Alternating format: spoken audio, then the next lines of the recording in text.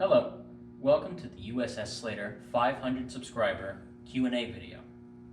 We went ahead and asked friends, family, Facebook group members, and you here on YouTube some of the questions that are burning in the back of your mind about the ship.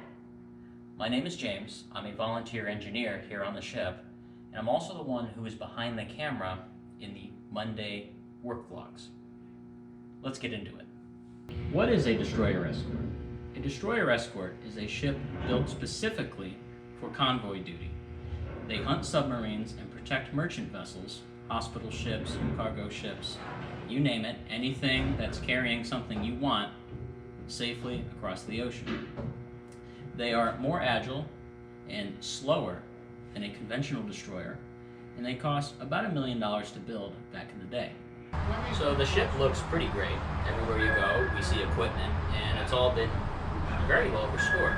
So we get this question: can the ship still sail? Can we fire it up and take a cruise down the Hudson? There's a couple things stopping us. One, there's the legal bits, and there's the technical bits. And we can go deep into the technical bits if you want, so leave a comment down below if you'd like to see that. The legal bits all come down to who owns the ship. Most of the museum ships that you are familiar with were donations by the US Navy, but the Slater was a direct donation from the Greek government. That makes us the only large combat ship in the US that could legally be serviced and then run as a commercial vessel. The next question is, do these things run? It's a simple answer, but it's also a little complicated. The quick answer is no, they don't run. Not right now. In fact, they haven't run since 1991. The ship was being prepared for scrapping, and so they never took the lube oil out of it, they didn't dewater the system, they were intending it to go to the junkyard.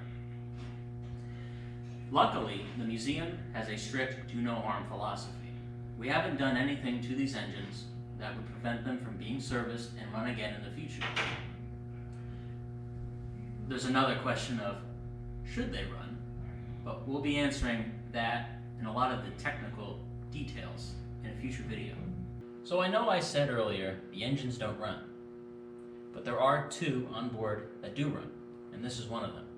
In fact, we have a video of this engine running on our YouTube channel. I'll see if I can get a link down below.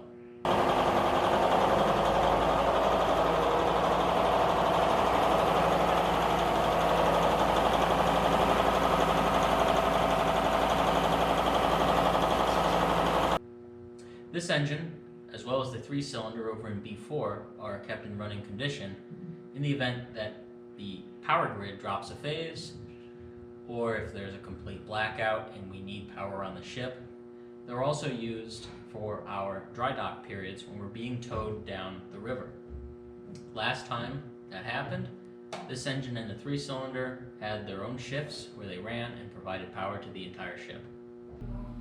So right now we're standing inside of an American-built destroyer escort. But we also talk about the Slater being a former Greek ship. So what was she doing over in Greece? Well, after her American service was done, she sat around in mothballs until 1951. From there, Slater and 3 of her sister ships were transferred to the Greek Navy as part of the Military Defense Assistance Program. The goal of this program was to help arm our allies so that in the event of war or the spread of communism, they would be better equipped to help us combat that threat. So I'm standing in the bilge again. That happens pretty often. And what I'm standing on right now is no more than 5/8 inch of steel. And that was when it was built. So why is it so thin? Well, it comes down to a couple of reasons. These ships were built without armor, and so anything more than the absolute minimum required to make it a structurally sound vessel is just a waste, and they wanted to keep costs down. It gets 5/8 and it goes down thinner and thinner up until the top. A World War II destroyer escort. an unrestored space with chipping paint. Is it haunted? No, it's not. I've asked all of the crew members, and so far, none of them have any ghost stories to share.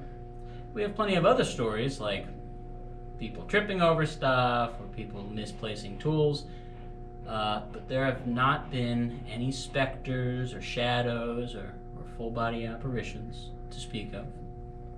And we have an awful lot of overnight stays during the warmer months. Now, a big reason for this, whether you're a believer in ghosts or not, could be that the Slater never saw any combat during its U.S. service. Slater did convoy duty through 1944 and 1945, and thankfully, she and her crew were kept safe.